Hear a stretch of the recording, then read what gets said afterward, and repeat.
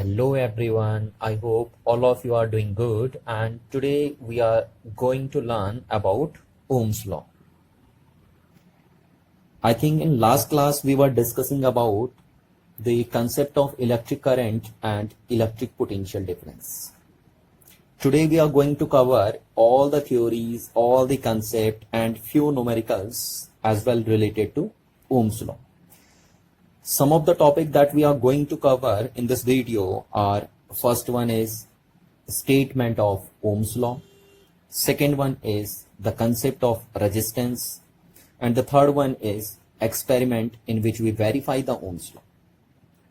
And this topic is too important for you in a board exam, so listen carefully. Before reading this topic, I hope you remember the concept of electric current and electric potential difference. If you do not remember, let me remind you. You can see this picture, and I hope through this picture you can easily understand the three basic concepts. First one is electric current, second one is electric potential difference, and the third one is Ohm's law. So in this picture, we have tried to explain to you these three concepts through water, tank and pipe. As you can see here, pipe is treated as a conductor. This one is a pipe and it is treated here as a conductor. Second one is tanks. These are tanks, and here these tanks are treated as a battery. And third one is water inside the tanks, and here the water is treated as a current. So we have three things in this picture. First one is a pipe, second one is a tanks, and third one is a water. And to understand these three concepts, current, potential difference and Ohm's law, we treat these three things as conductor, battery and current. As you know, the battery is that device, that instrument which maintain the potential difference across the two ends of a conductor. I hope you have remembered this concept. Whenever I ask to you which device is used to maintain the potential difference across the two ends of a conductor, so your answer will be battery, cell. And one more thing is that here water label indicate the potential. So we can say in this situation here water label indicate the potential. And as you can see in this figure, if the water label in both the tanks will be same, then there is no potential difference between these two tanks. We can say there is no potential difference across the two ends of a conductor. But in second figure, if some water label difference is found between these two tanks, then we can say some potential difference will be there. तो देखिए अब 1, 2 and 3 ये तीन picture आपके सामने बनी हुई है, देखिए, और इन तीनों पिक्चर से हम समझेंगे कि इलेक्ट्रिक करंट क्या चीज है, इलेक्ट्रिक पोटेंशियल डिफरेंस क्या चीज है, और इससे ओम्स लॉ आप कैसे तैयार करेंगे. तो यहाँ पे देखिए फर्स्ट फिगर में आपको जैसे दिख रहा है कि दोनों टैंक्स जो हैं उनमें वाटर का लेवल सेम है. तो जब दोनों टैंक्स में वाटर का लेवल सेम है तो हम ये कह सकते हैं कि जो बैटरी है ना, क्योंकि हमने टैंक्स को कैसे ट्रीट किया है, बैटरी जैसे ट्रीट किया है, तो इस बैटरी ने इस कंडक्टर के अक्रॉस, कंडक्टर मीन्स ये पाइप जो आपका है, कोई भी पोटेंशियल डिफरेंस नहीं बनाया है. यानी इस टैंक और इस टैंक का जो पोटेंशियल डिफरेंस है वो जीरो है, क्योंकि दोनों में पानी का लेवल सेम है, वाटर लेवल सेम है दोनों में. तो हम बोल सकते हैं कि दोनों का सेम पोटेंशियल है ना, दोनों टैंक का सेम पोटेंशियल है. तो जब दोनों टैंक का पोटेंशियल सेम है तो इस पाइप में वाटर फ्लो नहीं करेगा. देखिए वाटर तो प्रेजेंट रहेगा पाइप में, बट वाटर क्या नहीं करेगा, फ्लो नहीं करेगा. ठीक है, और वाटर क्यों फ्लो नहीं किया इस पाइप के अंदर, क्योंकि दोनों टैंक में वाटर का लेवल क्या है, सेम है। तो आप देख पाते हैं कि जब भी इन दोनों टैंक में वाटर का लेवल सेम रहेगा तो इस पाइप के अंदर वाटर फ्लो नहीं करेगा। तो इसी चीज को अगर हम टेक्निकल लैंग्वेज में बोलें तो हम कहते हैं कि अगर बैटरी कोई पोटेंशियल डिफरेंस नहीं बना पाई कंडक्टर के अक्रॉस, है ना, ये कंडक्टर मान लीजिए और इसे बैटरी मान लेते हैं, तो अगर कोई बैटरी कंडक्टर के अक्रॉस पोटेंशियल डिफरेंस नहीं बना पाई, उसने सेम पोटेंशियल रख दिया कंडक्टर के अक्रॉस, तो वो उस कंडक्टर में करंट को फ्लो नहीं कर सकता। तो यहां पे हमने वही चीज आपको समझाई है कि same level of water in both the tanks, that is we can see the same potential difference across the two ends of a conductor, and then there is a no flow of a current, and in other words we can see there is a no flow of a current inside a conducting body. So you must be remember that one things which is कि if a battery could not make a potential difference across the two ends of a conductor, then a no current will be flow inside the conducting body. अब देखिए next figure देखिए आप, है ना, तो next figure में जैसा आपको दिख रहा है, देखिए कि जो फर्स्ट टैंक है उसका वाटर का लेवल ये है और सेकंड टैंक्स में वाटर का लेवल ये है। तो इस केस में वाटर लेवल में डिफरेंस तो है पर ज्यादा डिफरेंस नहीं है ना, थोड़ा सा ही डिफरेंस है बस। आप अगर देख पा रहे हैं तो सिर्फ इतना डिफरेंस है वाटर का। तो इस केस में हम कह सकते हैं कि less difference in water level across the pipe. ये जो पाइप है उसके अक्रॉस जो टैंक्स लगी हैं उनमें वाटर लेवल में डिफरेंस तो है बट ज्यादा नहीं है, थोड़ा सा डिफरेंस है। तो यहां से हम इसे अगर टेक्निकल लैंग्वेज में बोले हैं तो हम बोल सकते हैं कि क्योंकि हमने इन टैंक्स को कैसे ट्रीट किया है, एज ए बैटरी जैसे ट्रीट किया है, तो यहां पे ये जो बैटरी हैं वो लेस पोटेंशियल डिफरेंस मेंटेन कर रही हैं अक्रॉस द कंडक्टर। इस कंडक्टर के अक्रॉस लेस पोटेंशियल डिफरेंस को मेंटेन कर रही हैं बैटरी। तो इस लेस पोटेंशियल डिफरेंस मेंटेन होने की वजह से इस कंडक्टर के अंदर या इस पाइप के अंदर वाटर क्या करने लग जाएगा, फ्लो करने लग जाएगा, बट लेस अमाउंट का वाटर फ्लो करेगा ना, स्लो वाटर फ्लो करेगा। तो इसलिए हम बोल सकते हैं कि इसमें लेस करंट फ्लो होगा। तो यहां से आप समझ सकते हैं कि less difference in water level across the pipe, so we can see less potential difference across the conductor and less amount of water will be flow inside the pipe, and in technically we can see less current is flowing through the conductor. तो आप देख पा रहे हैं कि अगर potential difference conductor के across कम है तो कंडक्टर में से कम करंट फ्लो होके जाएगी। ये आपने देखा ना कि अगर potential difference across the conductor क्या है, कम है, तो कम करंट पास होके जा रही है कंडक्टर में से। देखिए लास्ट फिगर में देखिए आप, है ना, लास्ट फिगर में आपको क्या दिख रहा है, एक टैंक ये है, एक टैंक ये है, इसमें वाटर का लेवल ये है, इसमें वाटर का लेवल ये है। तो यहाँ पे वाटर लेवल में लार्ज डिफरेंस है ना, large difference in water level across the pipe. ये जो पाइप है उसके अक्रॉस जो टैंक्स लगी हैं उनमें वाटर के लेवल में काफी डिफरेंस है। और इन टैंक्स को मैं आपसे शुरू से ही बोलते आ रहा हूं कि इन टैंक्स को आप कैसे ट्रीट कर रहे हैं, एज अ बैटरी ट्रीट कर रहे हैं। तो हम बोल सकते हैं कि इस सिचुएशन में लार्ज पोटेंशियल डिफरेंस है इस कंडक्टर के अक्रॉस, है ना, ये कंडक्टर है और इसके अक्रॉस लार्ज पोटेंशियल डिफरेंस क्या कर रखा है, मेंटेन कर रखा है बैटरी में। तो in this situation we can see a large potential difference across the conductor because the large difference in water level across the pipe. So due to this high या large potential difference across the conductor, large amount of current is flowing through the conductor.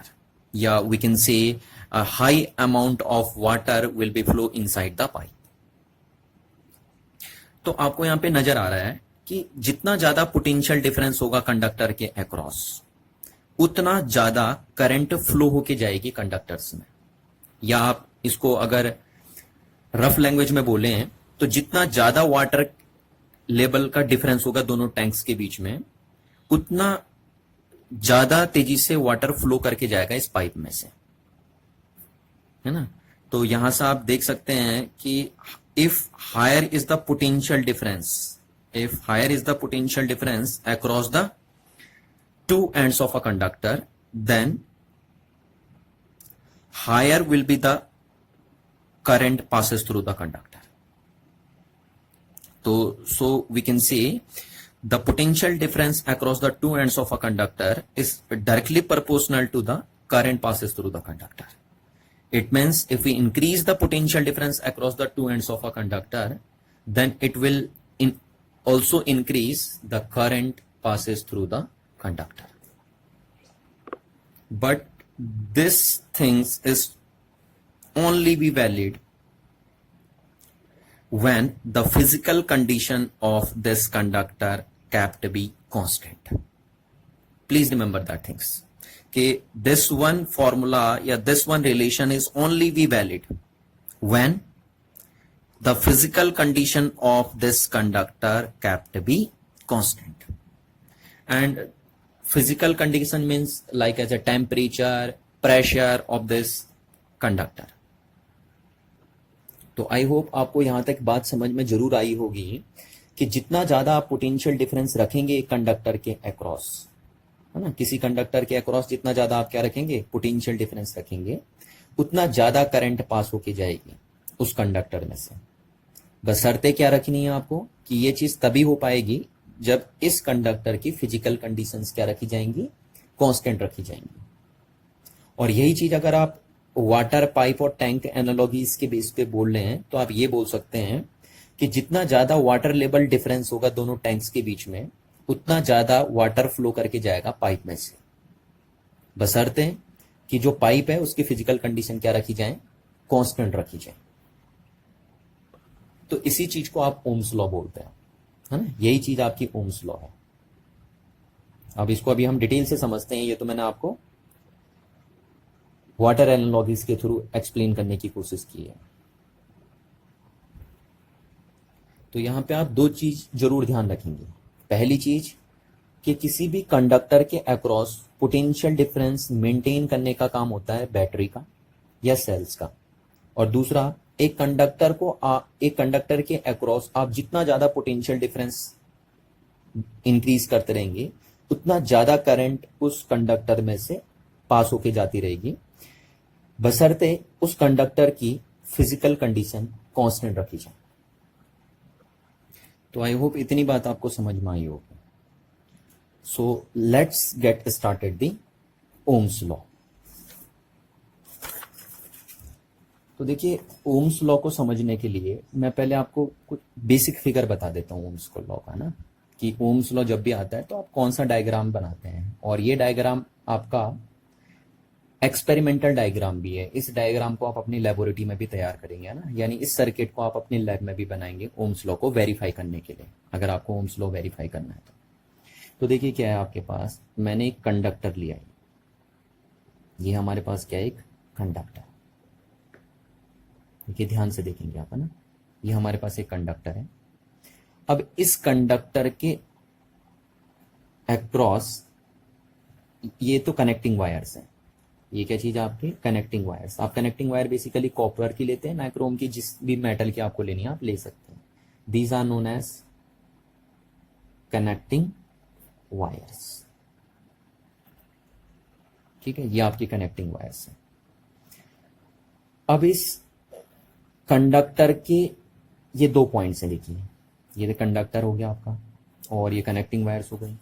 अब इस conductor के across अगर मैं potential difference maintain ना करूं तो इस कंडक्टर में करंट फ्लो होके नहीं जाएगी। करंट मींस चार्ज फ्लो होके नहीं जाएगा, है ना। अगर इस कंडक्टर में हमें करंट फ्लो करनी है तो इसका मीनिंग इसमें चार्ज फ्लो करना है। और किसी भी कंडक्टर में करंट का फ्लो तभी होता है जब उसके दो एंड्स के अक्रॉस पोटेंशियल डिफरेंस मेंटेन हो।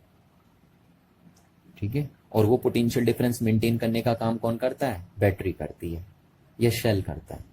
तो मैं एक वेरिएबल बैटरी लगा देता हूं यहाँ पे। देखिए ये वेरिएबल बैटरी हमारे पास है ना, बैटरी का सिंबल ये होता है, आपको बताई थी मैंने लास्ट क्लास में। This is a symbol of a battery and it is a variable battery. अगर मैं ऐसे काट दूं तो इसका मीनिंग है वेरिएबल बैटरी है। इस बैटरी की वैल्यू में चेंज हो सकती है, 1 वोल्ट, 2 वोल्ट, 3 वोल्ट, 4 वोल्ट, आप ऐसे चेंज कर सकते हैं इसकी वैल्यू को। तो this is a variable battery which is applied across the two ends of this conductor. तो जैसे ही आप क्या करते हैं, इस कंडक्टर के अक्रॉस ये बैटरी लगाते हैं, तो ये बैटरी क्या करती है, कंडक्टर के इन दो पॉइंट्स के अक्रॉस एक पोटेंशियल डिफरेंस मेंटेन कर देती है, और इसीलिए आप इसको बोलते हैं higher potential terminal and this is a lower potential terminal, है ना। छोटे बच्चे बोलते हैं, देखिए प्लस और माइनस बैटरी का, आपने देखा होगा बैटरी में एक प्लस टर्मिनल होता है और एक माइनस टर्मिनल होता है, बट आप क्या बोलेंगे, higher potential terminal and lower potential terminal. तो जैसे आप इस कंडक्टर के अक्रॉस ये बैटरी लगा देते हैं, तो इस कंडक्टर का ये टर्मिनल हो जाता है हायर पोटेंशियल टर्मिनल और ये टर्मिनल हो जाता है लोअर पोटेंशियल टर्मिनल। तो इसका मीनिंग है कि बैटरी लगाने से इस कंडक्टर के यहां पे इस पॉइंट पे हाई पोटेंशियल क्रिएट हो गया और इस पॉइंट पे लो पोटेंशियल क्रिएट हो गया, यानी आपका हायर पोटेंशियल टर्मिनल बन गए और ये बन गए लोअर पोटेंशियल टर्मिनल। और जब भी कंडक्टर के अक्रॉस अगर आप क्या करते हैं, पोटेंशियल डिफरेंस क्रिएट करते हैं, तो उस पोटेंशियल डिफरेंस की वजह से उस कंडक्टर में करंट फ्लो होना शुरू हो जाती है। देखिए ये भी तो कंडक्टिंग वायर है ना, ये भी कंडक्टिंग वायर है, बट इसको हम यहाँ पे कनेक्टिंग वायर नाम दे रहे हैं। जो भी कनेक्टिंग वायर होंगी वो कंडक्टर की तो होंगी, है ना। तो इसमें करंट फ्लो होना शुरू हो जाएगी। देखिए ये इस कंडक्टर में करंट फ्लो होना शुरू हो जाएगी, ठीक है, ये हो जाएगी। अच्छा, अब अगर इस करंट को, ये करंट कितने अमाउंट की है, अगर आपको इसको चेक करना है, मीजर करना है कि करंट जो आपकी है वो कितने अमाउंट की है, तो करंट को चेक करने के लिए मैंने आपको बताया था आप क्या यूज करते हैं, अमीटर का यूज करते हैं, और ammeter is always be connected in a series, है ना। तो इस करंट को अगर आपको मीजर करना है कि इस बैटरी ने इस कंडक्टर में कितनी करंट सप्लाई करी है, तो उसको मीजर करने के लिए आप एक अमीटर का यूज करते हैं। तो वो अमीटर हम यहाँ पे कहीं भी लगा देंगे इसमें सर्किट में, पर लगाना सीरीज में, है ना। तो यहाँ पे मैंने वो अमीटर लगा दिया, ये देखिए अमीटर, है ना, A stand for ammeter, this is an ammeter. और ये बैटरी का प्लस टर्मिनल है, तो अमीटर का यहाँ प्लस हो जाएगा, आपको पता है अमीटर में दो टर्मिनल होते हैं, और ये बैटरी का माइनस है, तो यहाँ अमीटर का माइनस हो जाएगा, ये होगा। अभी मैं आपको एक वीडियो के थ्रू इसको एक्सप्लेन करूंगा, ठीक। तो ये अमीटर क्या करेगा, इस बैटरी ने इस कंडक्टर में जो करंट फ्लो करवाई है उसको मीजर करने का काम करेगा। अच्छा, अब इस बैटरी ने कितना पोटेंशियल डिफरेंस मेंटेन किया, अगर आपको उसको मीजर करना है कि कितना पोटेंशियल डिफरेंस मेंटेन करके रख रही है बैटरी कंडक्टर के इन टू पॉइंट्स के अक्रॉस, तो उसके लिए हमें वोल्ट मीटर की रिक्वायरमेंट होगी। आपको पता है ना वोल्ट मीटर क्या के लिए यूज होता है, पोटेंशियल डिफरेंस को मीजर करने के काम में आता है। तो अगर इन दो पॉइंट्स के बीच इस बैटरी ने कितना पोटेंशियल डिफरेंस क्रिएट किया, वो अगर आपको मीजर करना है तो आप वोल्ट मीटर का यूज करेंगे। और यहाँ पे देखिए वोल्ट मीटर हम पैरेलल में लगाते हैं हमेशा, है ना। तो इस तरीके से मैं यहाँ पे वोल्ट मीटर कनेक्ट कर देता हूँ, ये देखिए इन दो पॉइंट्स के अक्रॉस, क्योंकि मेरे को इन दो कंडक्टर के इन दो पॉइंट्स के अक्रॉस पोटेंशियल डिफरेंस मेंटेन करना, मीजर करना है, तो मैं वोल्ट मीटर को कंडक्टर के इन दो पॉइंट्स के अक्रॉस लगा दूंगा। देखिए लगाइए, A V stand for volt meter. और देखिए वोल्ट मीटर ये लग गया आपका पैरेलल में, और वोल्ट मीटर का ये कौन सा टर्मिनल होना चाहिए आपका, क्योंकि ये प्लस है तो ये प्लस टर्मिनल होना चाहिए, और ये माइनस है तो माइनस टर्मिनल आपका होना चाहिए। तो ये ओम्स लॉ का सर्किटल डायग्राम बन गया आपका, है ना। देखिए यहाँ पे मैं इसके नेम लिख लेता हूँ, this is known as ammeter which is used to measure the current in a circuit. It is a voltmeter and it used to measure the potential difference across the two ends of a conductor, and this is a variable battery. This is a symbol of variable battery. If we will make like this symbol, so it represents the battery of fixed potential, but if we cross a line like this, so this is a symbol of variable battery. That means the battery whose potential difference is continuously varying. So it is a variable battery.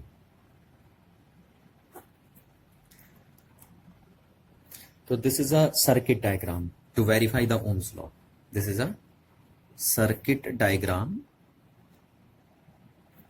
to verify the Ohm's law. जब आप practical करने जाएंगे तो यही diagram आप lab में बनाते हैं ना, इसी सर्किट को आप लैब में तैयार करते हैं अपने। तो देखिए ओम्स लॉ क्या कहता है कि अगर आप यहां से पोटेंशियल डिफरेंस इंक्रीज करते रहेंगे ना, सपोज ये पहले 1 वोल्ट आपने रखा, ठीक है, 1 वोल्ट आपने रखा, तो इस बैटरी को अगर आप 1 वोल्ट पे रखते हैं, 1 वोल्ट पे, तो सपोज इस 1 वोल्ट बैटरी की वजह से इस कंडक्टिंग वायर में जो करंट आई वो आई 1 एम्पियर, है ना। और उसको आप कहां से मेजर कर सकते हैं, देखिए आपने कितनी वोल्टेज इस बैटरी से सप्लाई करी, वो ये वोल्टमीटर मेजर करेगा, और उस वोल्टेज ने या उस पोटेंशियल डिफरेंस ने कितनी करंट इस कंडक्टर में प्रोड्यूस करी, वो ये अमीटर मेजर करेगा।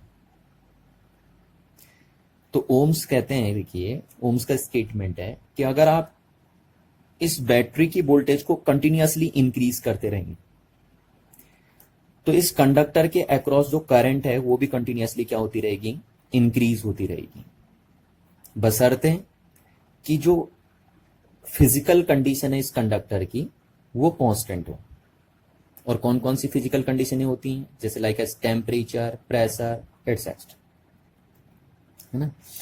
तो इसका मीनिंग है कि अगर हम इस बैटरी से यहां इस कंडक्टर के अक्रॉस पोटेंशियल डिफरेंस को 2 वोल्ट कर दें तो फिर इसमें करंट कितनी हो जानी चाहिए, 2 एम्पियर, है ना। और अगर हम इसको देखते हैं, ऑब्जर्व करते हैं, ये आप सब प्रैक्टिकली करेंगे, है ना, ये कोई थ्योरेटिकल बातें नहीं हो रही हैं, सब प्रैक्टिकली वेरीफाइड है चीज। तो अगर आप इसको 3 वोल्ट करते हैं, सपोज 3 वोल्ट, इस बैटरी को कितने वोल्ट पे सेट कर देते हैं आप, 3 वोल्ट पे सेट कर देते हैं इस बैटरी को, और वो आप कहां से मेजर करेंगे कि आपने बैटरी को 3 वोल्ट पे सेट किया, वो ये वोल्टमीटर आपको रिप्रेजेंट कराएगा। तो जब आप इस बैटरी से इस कंडक्टर के across 3 volt potential difference maintain करते हैं तो आप यहां ऑब्जर्व करके देखते हैं कि यहां करंट भी कितनी हो गई, 3 एम्पियर हो गई। तो आपको नजर आ रहा है कि जैसे जैसे आप पोटेंशियल डिफरेंस इंक्रीज करते जा रहे हैं, देखिए वैसे वैसे करंट अक्रॉस द वायर क्या होती जा रही है, इंक्रीज होती जा रही है। समझ में आ रही है ना बात, बशर्ते कि ये इसकी फिजिकल कंडीशन क्या हो, कांस्टेंट हो। तो अगर इसकी इस कंडक्टिंग वायर की फिजिकल कंडीशंस कांस्टेंट हो तो इस कंडक्टर के अक्रॉस जो पोटेंशियल डिफरेंस होगा वो डायरेक्टली प्रोपोर्शनल होगा किसके, करंट के। यानी जैसे जैसे आप इस कंडक्टर के अक्रॉस पोटेंशियल डिफरेंस इंक्रीज करते रहेंगे with the help of battery, तो इस कंडक्टर में करंट की वैल्यू भी क्या होती रहेगी, इंक्रीज होती रहेगी, है ना। जैसे मैंने आपको अभी यहां ये इस डायग्राम से समझाया था, देखिए कि जितना ज्यादा वाटर लेवल का डिफरेंस होगा उतना स्पीड से वाटर फ्लो करेगा, यानी जितना ज्यादा पोटेंशियल डिफरेंस होगा उतना स्पीड से करंट फ्लो करेगी। देखिए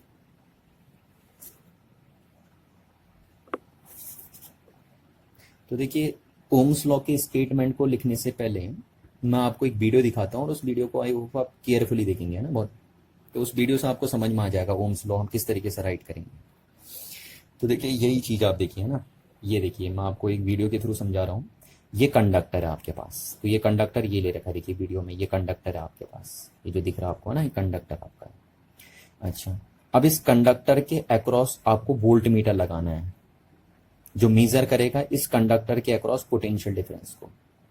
तो ये दिख रहा है आपको, ये वोल्ट मीटर जो इस कंडक्टर के अक्रॉस लगा रखा है, देखिए यहाँ देखिए ये वोल्ट मीटर होगी, वी लिखा है यहाँ पे, है ना। ये डिजिटल वोल्ट मीटर है ना, डिजिटल।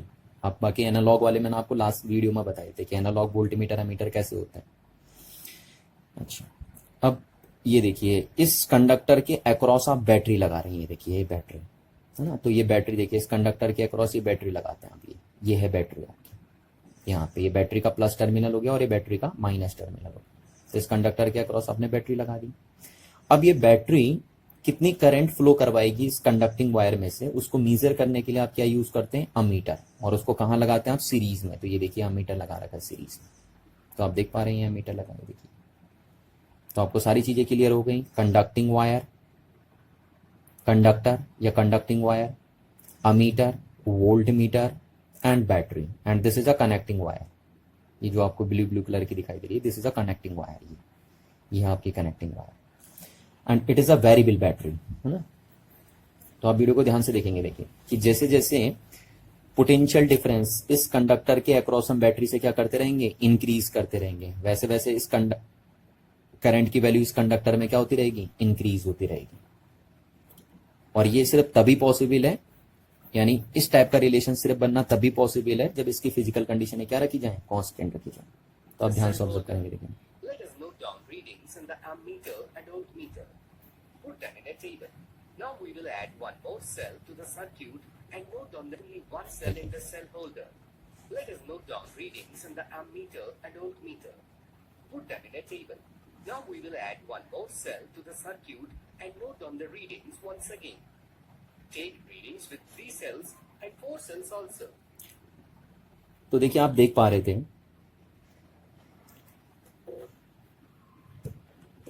कि जैसे जैसे आप पोटेंशियल डिफरेंस इंक्रीज करते जा रहे थे, वीडियो में पोटेंशियल डिफरेंस कैसे इंक्रीज कर रहा था, वो नंबर ऑफ सेल इंक्रीज कर दे रहा था, नंबर ऑफ सेल्स बढ़ा रहा था आपके।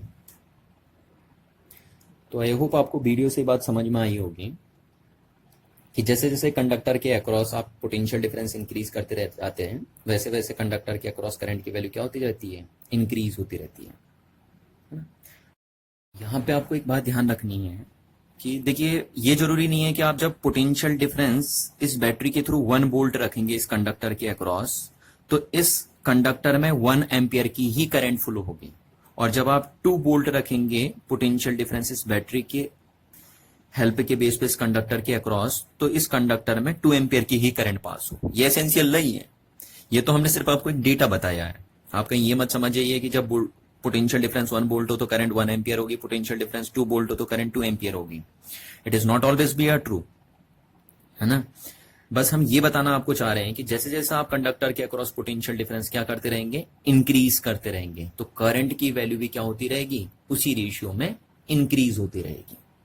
ये बताना है हमारा मोटिव। हमारा मोटिव ये नहीं है कि अगर आप वोल्टेज को पोटेंशियल डिफरेंस को 1 वोल्ट करेंगे तो करंट की वैल्यू भी 1 एम्पियर हो जाएगी, और उसको 2 वोल्ट करेंगे तो करंट भी 2 एम्पियर हो जाएगी, है ना।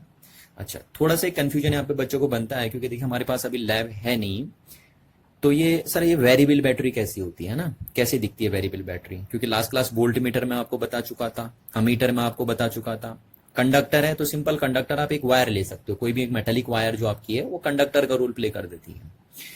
तो आपके दिमाग में क्वेश्चन आता है कि सर ये वेरिएबल बैटरी कैसे दिखती है ना, तो मैं आपको ये वेरिएबल बैटरी की पिक्चर बता देता हूँ कि लैब में किस टाइप से आपको दिखेगी। देखिए, इस टाइप से दिखती है आपको ये वेरिएबल बैटरी। इसको आप बैटरी एलिमिनेटर भी कॉल करते हैं। देखिए लिखा है इसके ऊपर बैटरी एलिमिनेटर, है ना। इस टाइप से दिखती है आपको वेरिएबल बैटरी।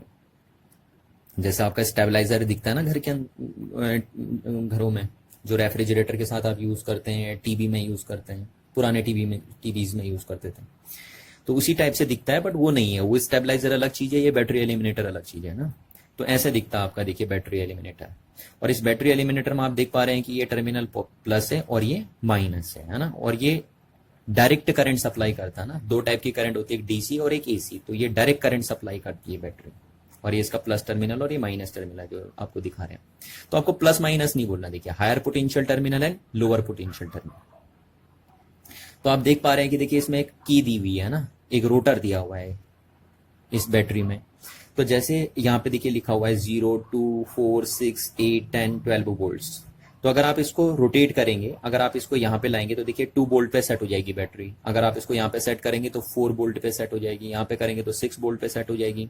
तो जैसे जैसे आप इस रोटर को रोटेट करते रहेंगे या इस की को रोटेट करते रहेंगे, तो इस बैटरी का जो पोटेंशियल डिफरेंस होगा वो क्या होते रहेगा, चेंज होता रहेगा, है ना। तो आप इसे 2 वोल्ट से लेकर 12 वोल्ट तक क्या कर सकते हैं, चेंज कर सकते हैं। तो ऐसा दिखता है आपका वेरिएबल बैटरी, जिसको आप बैटरी एलिमिनेटर भी कॉल करते हैं। तो variable battery is also known as battery eliminator. Battery eliminator, ये हो गया आपका बैटरी एलिमिनेटर। तो आइए अब ओम्स लॉ का स्टेटमेंट हम लिख देते हैं ना। ओम्स लॉ क्या कहता है आपका ओम्स लॉ? तो यहां से हम बोलेंगे कि it states that the current flowing in a conductor is directly proportional to the potential difference across the ends of the conductor। ठीक है, यही बात तो लिखी है हमने चीज कि अगर एक कंडक्टर के अक्रॉस करंट की वैल्यू, एक कंडक्टर में करंट की वैल्यू क्या होती रहेगी, इंक्रीज होती रहेगी, तो उसके अक्रॉस जो पोटेंशियल डिफरेंस है उसकी वैल्यू भी क्या होती रहेगी, इंक्रीज होती रहेगी। ये देखिए, है ना, जैसे जैसे आप एक कंडक्टर में करंट की वैल्यू को क्या करते रहते हैं, इंक्रीज करते रहते हैं, तो उसके अक्रॉस जो पोटेंशियल डिफरेंस है वो भी इंक्रीज होते रहता है। बट मैंने आपको बताया था बशर्ते क्या होनी चाहिए कि इसकी फिजिकल कंडीशन कांस्टेंट रहनी चाहिए। तो यहां पे आप इस बात को जरूर ध्यान रखेंगे, प्रोवाइडेड, क्योंकि ये कंडीशन सिर्फ तभी बन पाती है ना, ये फॉर्मूला सिर्फ तभी वैलिड है जब फिजिकल कंडीशन इस कंडक्टर की क्या रखी हो, कांस्टेंट रखी हो। तो इस चीज को आपको नहीं भूलना है, नहीं तो आपका सेंटेंस पूरा रॉन्ग हो जाएगा, है ना। ये रिलेशन तभी ट्रू है जब ये प्रोवाइडेड करके आप ये जरूर लिखेंगे। तो provided the temperature and other physical conditions of conductor remains constant या remains the same, आप ये बोल सकते हैं।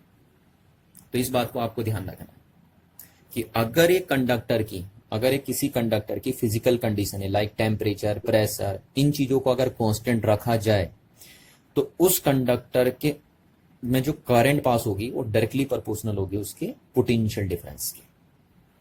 ठीक है, this is called Ohm's law.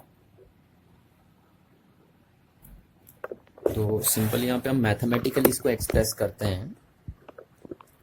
तो मैथमेटिकली आपके ओम्स कह रहे हैं कि जो करंट है वो डायरेक्टली प्रोपोर्शनल है पोटेंशियल डिफरेंस के।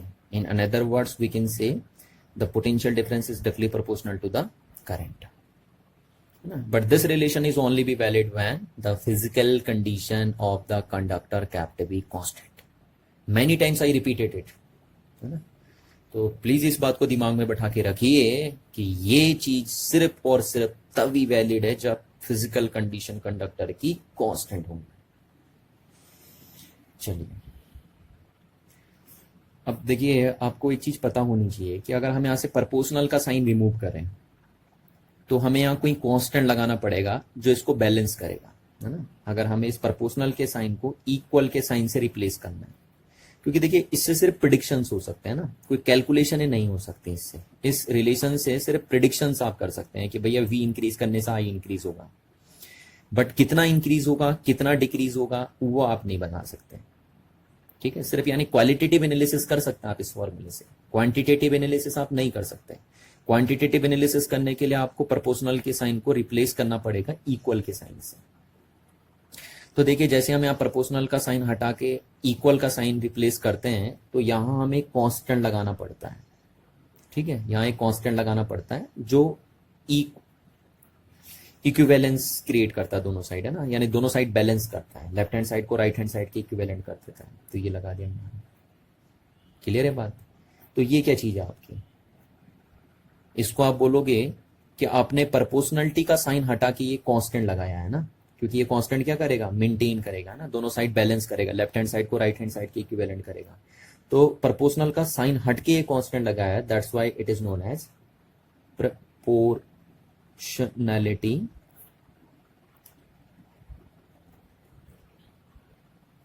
constant। this is known as proportionality constant, है ना। this is proportionality constant and it is known as देखिए इसको किस नाम से जानते हैं, it is known as resistance. देखिए एक नई टर्मिनोलॉजी यहां पे जनरेट हुई है। क्लियर है ना बात। इस चीज को आपको ध्यान से समझना है कि ये जो टर्म्स है जिसको आप प्रोपोर्शनलिटी कांस्टेंट बोल रहे हो, इसका रियल नेम क्या है। देखिए जैसे मेरा आपका सबका नेम क्या है, ह्यूमन। तो ह्यूमन तो एक कॉमन वर्ड हो गया ना, बट पर्टिकुलर मेरा कोई अपना नाम है ना। तो ऐसी इसका कॉमन नेम तो हो गया प्रोपोर्शनलिटी कांस्टेंट, क्योंकि प्रोपोर्शनल का साइन रिमूव करके आपने कांस्टेंट लगाया था। बट अगर हम इसके पर्टिकुलर नाम की बात करें कि इसका पर्टिकुलर नेम क्या है, तो it is known as resistance. अच्छा, किसका रेजिस्टेंस, तो रेजिस्टेंस ऑफ द कंडक्टर, ठीक है, इस कंडक्टर का, जो आपने कंडक्टर लिया था जिसके अक्रॉस आपने बैटरी लगाई थी, उस कंडक्टर का रेजिस्टेंस है। तो देखिए अभी आपको रेजिस्टेंस की टेंशन नहीं लेनी है ना, रेजिस्टेंस को भी हम अलग से डिफाइन करेंगे अभी कि what the mean of resistance of a conductor. फिलहाल आपको अभी समझना है कि जो आर है वो बस क्या है, रेजिस्टेंस ऑफ अ कंडक्टर है। तो यहां से हम देखिए इस रिलेशन को क्या बोल सकते हैं कि V upon I equals to R, और आर क्या है आपका, कांस्टेंट है, तो इस आर को हम बोल सकते हैं कांस्टेंट, ये आर आपका कांस्टेंट है। इस रिलेशन में आर क्या है, हमेशा कांस्टेंट है। तो देखिए ये बना आपका ओम्स लॉ, है ना, यानी ओम्स लॉ वोल्टेज और current, voltage means potential difference, तो पोटेंशियल डिफरेंस एंड करंट का रिलेशन बताता है। एक कंडक्टर में, किसी कंडक्टर में पोटेंशियल डिफरेंस और करंट के बीच में क्या रिलेशन है वो आपको बताता है ओम्स लॉ। तो देखिए ये भी आप ओम्स लॉ का स्टेटमेंट बोल सकते हैं ना, इसमें भी आप पढ़ सकते हो। तो यहां से आप ओम्स लॉ को इन अनदर वर्ड्स में बोल सकते हो, in other words, other words में क्या बोल सकते हैं आप, इन अदर वर्ड्स देखिए जो रेशियो है ना, the ratio of potential difference across the ends of the conductor to the current, है ना, ये देख रहे हैं, देखिए potential difference across the conductor और करंट इनसाइड अ कंडक्टर, उन दोनों का जो रेशियो है,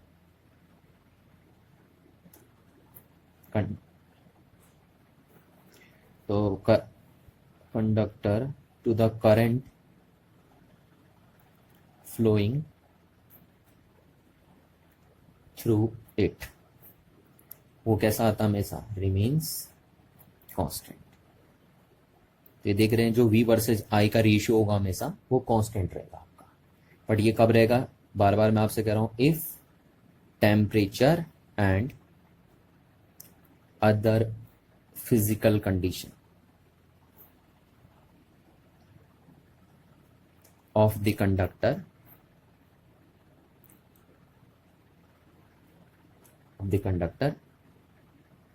remains the same।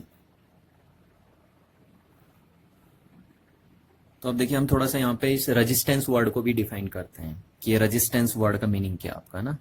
तो यहाँ पे हम हेडिंग लिखते हैं अभी रेजिस्टेंस, ये रेजिस्टेंस वर्ड्स आप क्या समझते हैं। तो देखिए रेजिस्टेंस प्रॉपर्टी होती है कंडक्टर की, है ना, किसी भी कंडक्टर की एक प्रॉपर्टी होती है, और इस प्रॉपर्टी के बेस पे वो कंडक्टर क्या करता है, अपने अंदर इलेक्ट्रिक चार्ज को फ्लो नहीं होने देता। तो इसी प्रॉपर्टी को हम क्या बोलते हैं, रेजिस्टेंस बोलते हैं। यानी रेजिस्टेंस कंडक्टर की वो प्रॉपर्टी है जिस प्रॉपर्टी के बेस पे कोई कंडक्टर अपने अंदर इलेक्ट्रिक चार्ज को फ्लो नहीं होने देता या अपने अंदर इलेक्ट्रिक करंट को फ्लो नहीं होने देता, उसी प्रॉपर्टी को हम क्या बोलते हैं, उस कंडक्टर की रेजिस्टेंस। तो यहां से आप रेजिस्टेंस की डेफिनेशन लिख सकते हैं कि resistance of a conductor is the property of a conductor, है ना, कंडक्टर की प्रॉपर्टी। और कौन सी प्रॉपर्टी है, to oppose the flow of electric charge through it. तो इस बात को आपको समझना है ना कि हर कंडक्टर की एक प्रॉपर्टी होती है कि वो कंडक्टर अपने अंदर से इलेक्ट्रिक चार्ज को फ्लो नहीं होने देता, उसका अपोज करता है वो फ्लो होने से। जैसे अगर ये कंडक्टर है और इसके अंदर इलेक्ट्रिक चार्ज सपोज फ्लो होना चाहता है, तो इस कंडक्टर की प्रॉपर्टी होती है कि वो इस इलेक्ट्रिक चार्ज को फ्लो होने से रोके। तो उसी प्रॉपर्टी को हम इस कंडक्टर की क्या बोलते हैं, रेजिस्टेंस बोलते हैं। तो कोई भी कंडक्टर जितना ज्यादा अपोजिशन करेगा इलेक्ट्रिक चार्ज का फ्लो होने के लिए, उतना ज्यादा रेजिस्टेंस होगा उस कंडक्टर का। देखिए इस चीज को सिंपली मैं आपको एक फिगर से समझाता हूं, आई होप उस फिगर से आपको ये बात समझ में आएगी, है ना। उस फिगर से आप ओम्स लॉ समझ सकते हैं और रेजिस्टेंस के कंसेप्ट को भी आप समझ सकते हैं।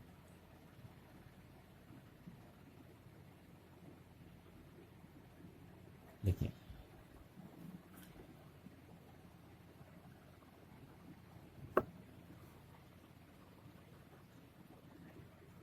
देखिए ये एक फिगर है। आई होप इस फिगर से आपको काफी बातें समझ में आएंगी। देखिए ये जो आपको पाइप दिख रहा है इसको आप समझिए कंडक्टर है ना। ये जो आपको पाइप जैसे दिख रहा है ये कंडक्टर आपके पास, ठीक। ये जो यहाँ पे लेटा हुआ है ये आपका है करंट। क्या चीज है? करंट या चार्ज आप बोल सकते हो, ठीक है। अब जब ये चार्ज फ्लो करेगा तभी करंट बनाएगा, है ना। जब ये चार्ज, ये देखिए जो इंसान लेटा हुआ है इसको हम चार्ज बोलेंगे, तो जब ये चार्ज फ्लो करेगा तभी करंट बनाएगा। अच्छा, अब देखिए चार्ज को फ्लो करने का काम किसका होता है? कौन सी चीज ऐसी रिस्पॉन्सिबल है जो इस चार्ज को मूव करवाएगी और करंट का फॉर्मेशन होगा इसके अंदर, है ना, करंट फ्लो होगी इसके अंदर। तो वो है वोल्टेज। ये देखिए वोल्टेज। तो वोल्टेज क्या कर रहा है? पुश कर रहा है देखिए चार्ज को, ताकि वो इलेक्ट्रिक करंट का फॉर्मेशन करे। पर उसको फ्लो होने से, देखिए चार्ज को फ्लो होने से रोक रहा है कौन? ये चीज। ये देखिए यहां से, है ना, ये रस्सी से पकड़ के रखा है इसको। तो ये चीज जो है आपका वो क्या है?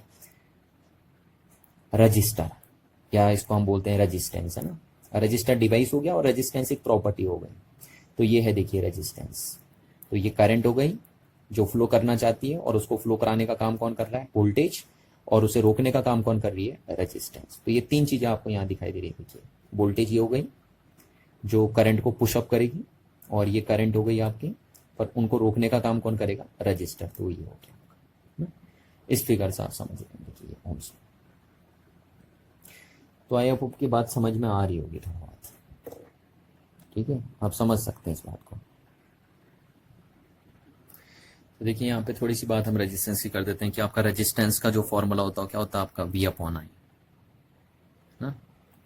तो देखिए एक बात आपको ध्यान रखनी है कि सपोज कोई कंडक्टर मेरे पास है ना, जैसे यहीं पे दिया था आपके पास, ये कंडक्टर है आपके पास। अब इस कंडक्टर का कोई ना कोई क्या है? रेजिस्टेंस होगा, R, जैसे भी हम बोल रहे हैं रेजिस्टेंस। तो अगर किसी कंडक्टर का जो रेजिस्टेंस है, देखिए वो उस कंडक्टर के अक्रॉस जो पोटेंशियल डिफरेंस है और उस कंडक्टर में जो करंट पास होके जा रही है उस बात पे डिपेंड नहीं करता है, ठीक है ना। जैसे सपोज किसी कंडक्टर का रेजिस्टेंस R है, तो उस कंडक्टर के अक्रॉस आप पोटेंशियल डिफरेंस की वैल्यू को कितना भी चेंज कर दीजिए, और उस कंडक्टर के इनसाइड कितनी भी करंट फ्लो हो रही होगी, उस कंडक्टर का रेजिस्टेंस कभी भी क्या नहीं होता? चेंज नहीं होता। तो किसी भी एक पर्टिकुलर कंडक्टर का रेजिस्टेंस हमेशा फिक्स होता है। तो आप यहां से बोल सकते हैं the resistance of a conductor is never be depends on the potential difference across the conductor and the current passes through in a conductor. Because जैसे क्या करते हैं ना, अगर सपोज कोई कंडक्टर है आपके पास, जैसे आपने ये लिया, एक पर्टिकुलर कंडक्टर लिया। अब जैसे जैसे आप ये रिलेशन बोल रहे हो ना, R = V/I, तो मैंने बोल दिया कि इस कंडक्टर का जो रेजिस्टेंस है वो R है। अब सपोज आप इस कंडक्टर के अक्रॉस पोटेंशियल डिफरेंस इस बैटरी के थ्रू इंक्रीज करते जा रहे हैं, है ना। तो जैसे जैसे आप इसको इंक्रीज करेंगे तो आप ये नहीं बोलेंगे कि ये भी इंक्रीज होगा, क्योंकि होगा क्या? देखिए जैसे जैसे आप इसको इंक्रीज करेंगे तो ऑटोमेटिकली ये भी इंक्रीज होते रहेगा। और मैं आपको बता रहा था कि ओम्स यही कहता है कि आप जैसे जैसे इसको इंक्रीज करेंगे ये भी उसी रेशियो में इंक्रीज होते रहेगा, बशर्ते इसकी फिजिकल कंडीशन है चेंज ना हो। तो देखिए अगर सपोज आप इसको 1 टाइम्स इंक्रीज किए, ये 1 टाइम्स इंक्रीज हुआ, तो ये तो उतना ही रहेगा ना जितना पहले था, ठीक है। जैसे सपोज ये पहले स्टार्टिंग में 5 वोल्ट था और ये 5 एम्पियर था, तो R की वैल्यू कितनी आ गई? 1। 5 से 5 कैंसिल, R की वैल्यू कितनी आ गई? 1 V/A, यानी वोल्ट पर एम्पियर, ठीक है। अब आप क्या करते हैं, सपोज V को इंक्रीज करके 6 कर देते हैं, तो करंट भी तो 6 हो जाएगी ना। यही तो कह रहा है ओम्स लॉ कि V is proportional to I। आप इसको बढ़ाएंगे तो ये भी उसी रेशियो में बढ़ेगा। तो अगर आप इसको 6 वोल्ट कर देंगे तो ये भी 6 हो जाएगा, और अगेन इसकी वैल्यू R की वैल्यू कितनी आएगी? 1 वोल्ट पर एम्पियर आएगी। और अगर आप सपोज इसको 8 वोल्ट कर दीजिए तो ये भी कितना हो जाएगा? 8 हो जाएगा। यानी जिस रेशियो में आप इसको इंक्रीज करेंगे उसी रेशियो में ये भी इंक्रीज होगा, और अगेन R की वैल्यू आपकी कितनी आएगी? 1 वोल्ट पर एम्पियर आ जाएगी। तो इस बात को आपको ध्यान रखना है कि किसी भी पर्टिकुलर कंडक्टर का जो रेजिस्टेंस है वो उस कंडक्टर के अक्रॉस जो पोटेंशियल डिफरेंस है और उस कंडक्टर में जो करंट पास होती जा रही है उन बातों पे डिपेंड नहीं करता है। तो किसी कंडक्टर का रेजिस्टेंस किन बातों पे डिपेंड करता है ना, या on which factor the value of a resistance is depend, तो उसको हम नेक्स्ट क्लास डिस्कस करेंगे कि किसी पर्टिकुलर कंडक्टर का रेजिस्टेंस किन किन चीजों के साथ चेंज होता है या किन चीजों पे वो डिपेंड करता है, तो उसको हम नेक्स्ट क्लास देखेंगे। बट फिलहाल आपको एक बात यहाँ दिमाग में रखनी है कि किसी एक पर्टिकुलर कंडक्टर का रेजिस्टेंस, है ना, the resistance of a particular conductor is never be depends on the potential difference across it and the current passes through it. तो ये देखिए यहां चलते हैं, तो यहां से अगर हम आर की वैल्यू बोले, देखिए, है ना, तो ये देखिए पोटेंशियल डिफरेंस को आप काय में मेजर करते हैं, वोल्ट में, ठीक है, और करंट को आप काय में मेजर करते हैं, एम्पियर में। देखिए दोनों साइंटिस्ट के नाम है, वोल्ट भी साइंटिस्ट का नेम है और एम्पियर भी साइंटिस्ट का नेम है। तो वोल्ट पर एम्पियर को आप कॉल कर देते हैं ओम। क्या कॉल कर देते हैं, ओम कॉल कर देते हैं। देखिए ओम भी साइंटिस्ट का नेम है ना, जॉर्ज साइमन ओम, जिन्होंने ये लॉ बनाया ही है, जर्मन साइंटिस्ट थे, बहुत बड़े फेमस साइंटिस्ट थे। तो 1826 में इन्होंने ये लॉ बनाया था, जॉर्ज साइमन ओम ने। तो ये ओम्स का नेम है। तो देखिए वोल्ट साइंटिस्ट का नेम, एम्पियर साइंटिस्ट का नेम, तो ओम भी साइंटिस्ट का नेम होगा। तो इसकी एसआई यूनिट देखिए, पोटेंशियल डिफरेंस की एसआई यूनिट क्या हो गई, वोल्ट, करंट की एसआई यूनिट क्या हो गई, एम्पियर। तो रेजिस्टेंस की एसआई यूनिट क्या हो जाएगी, volt per ampere, which is also known as ohm. तो आप यहां से बोलेंगे एसआई, जिसको आप एमकेएस यूनिट भी बोलते हैं ना, SI unit of resistance is ohm, है ना। तो रेजिस्टेंस की एसआई यूनिट क्या होती है, ओम होती है। जैसे मास की एसआई यूनिट क्या होती है, केजी होती है ना, आपको पता होगा। टाइम की एसआई यूनिट क्या होती है, सेकंड। लेंथ की एसआई यूनिट क्या होती है, मीटर। तो ऐसी रेजिस्टेंस की एसआई यूनिट क्या होती है, ओम होती है। And 1 ohm is equivalent to 1 volt upon 1 ampere, ठीक है। 1 ओम की वैल्यू कितनी होती है, 1 वोल्ट अपॉन 1 एम्पियर होती है। तो यहां से देखिए आप 1 ओम की डेफिनेशन भी बना सकते हैं कि the resistance of a conductor is said to be 1 ohm if the potential difference across the conductor is 1 volt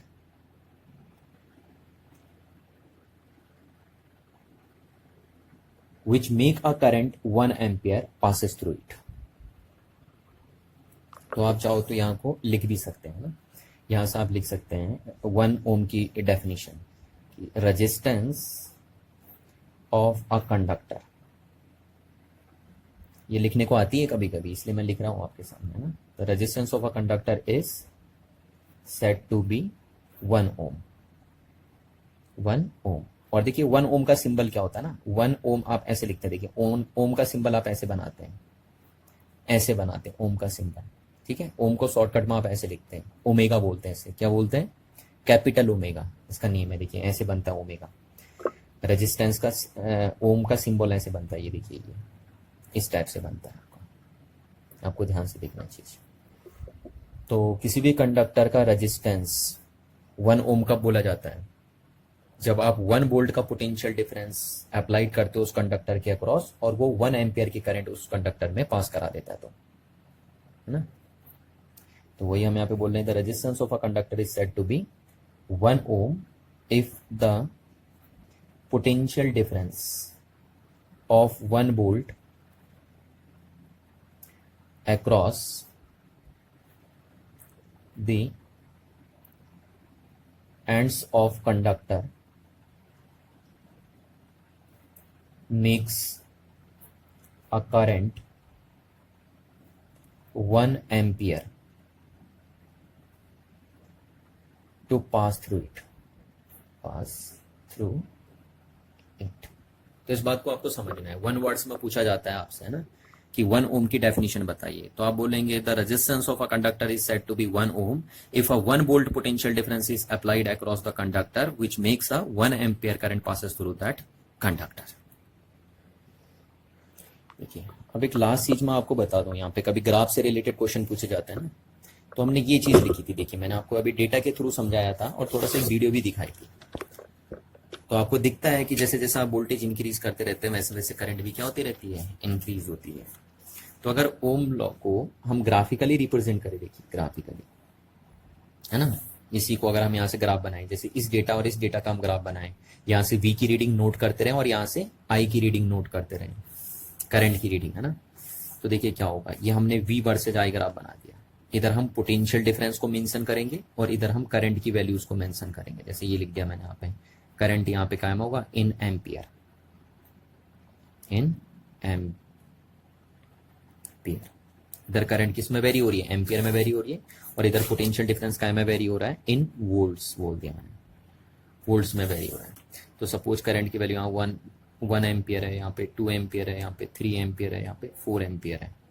ऐसे यहाँ पे वोल्टेज की वैल्यू 1 2 3, ये तो मैं एक इलस्ट्रेशन कर रहा हूँ ना, कोई जरूरी नहीं है कि यही वैल्यूज आपके पास हो। तो देखिए क्या होता है कि अगर ओम्स लॉ की बात करें हम, तो ओम्स लॉ कह रहा है कि V प्रोपोर्शनल टू I, और अगर आप यहाँ रिमूव करते हैं तो ये था आपका ओम्स लॉ, सही नहीं है? तो यहाँ V upon I equals to आ रहा है। तो अगर आप यहाँ पे रिलेशन बनाएंगे ना, अलग अलग V की वैल्यू नोट करेंगे, यहाँ से V की वैल्यू नोट करते रहेंगे, आप एक टेबल बनाएंगे V की वैल्यूज को, इस तरीके से आप V's की वैल्यू नोट करेंगे, काय में, इन वोल्ट में। जब आप प्रैक्टिकल करेंगे तो यहाँ से V की अलग अलग वैल्यूज आपके पास आएंगे ना, 1 2 3 4 5 रीडिंग आप लेंगे, ऐसे अलग अलग वैल्यूज आएंगे आपके पास। तो ये V's की वैल्यू आप नोट करेंगे, वोल्ट की वैल्यू। फिर यहाँ से आप करंट की वैल्यू नोट करेंगे करस्पॉन्डिंग। जब आप ये वोल्टेज देंगे तो उसके करस्पॉन्डिंग क्या करंट आएगी कंडक्टर में, उसको आप नोट करेंगे इन एम्पियर में, ये ठीक। तो यहाँ पे आप अलग अलग वैल्यू रखेंगे। जैसे सपोज यहाँ पे वोल्टेज आपने रखी 1 वोल्ट, मैं एक एग्जांपल दे रहा हूँ ना, तो करंट हो गई 1 एम्पियर। वोल्टेज रखी 2 वोल्ट, तो करंट हो गई 2 एम्पियर। वोल्टेज रखी 3 वोल्ट, करंट हो गई 3 एम्पियर। वोल्टेज रखी 4 वोल्ट, करंट हो गई 4 एम्पियर, इस टाइप से। तो जब आप इसका ग्राफ ड्रॉ करेंगे तो इसका ग्राफ कुछ इस टाइप से आएगा। देखिए यहाँ पे 1 वोल्ट वोल्टेज रखी तो करंट कितनी आई, 1 एम्पियर। 2 वोल्ट रखी तो 2 एम्पियर। 3 वोल्ट रखी तो 3 एम्पियर, है ना, और 4 वोल्ट रखी तो 4 एम्पियर, इस टाइप से। ये देखिए, तो ये ग्राफ आपका कैसे आएगा, स्ट्रेट लाइन आएगा, स्ट्रेट लाइन ग्राफ आएगा। तो इसी चीज को आप बोलते हैं, ये ओम्स लॉ को आपने ग्राफिकली रिप्रेजेंट कर दिया, है ना। पर देखिए ये चीज तभी होगी जब मैंने कहा आपसे कि फिजिकल कंडीशन क्या रखी जाएंगी कंडक्टर की, कांस्टेंट रखी जाएंगी, है ना। उसका टेम्परेचर चेंज नहीं होना चाहिए कंडक्टर का, उसकी फिजिकल कंडीशन चेंज नहीं होनी चाहिए। तो तब आपको V वर्सेज I ग्राफ कैसे देखने को मिलेगा, स्ट्रेट लाइन देखने को मिलेगा।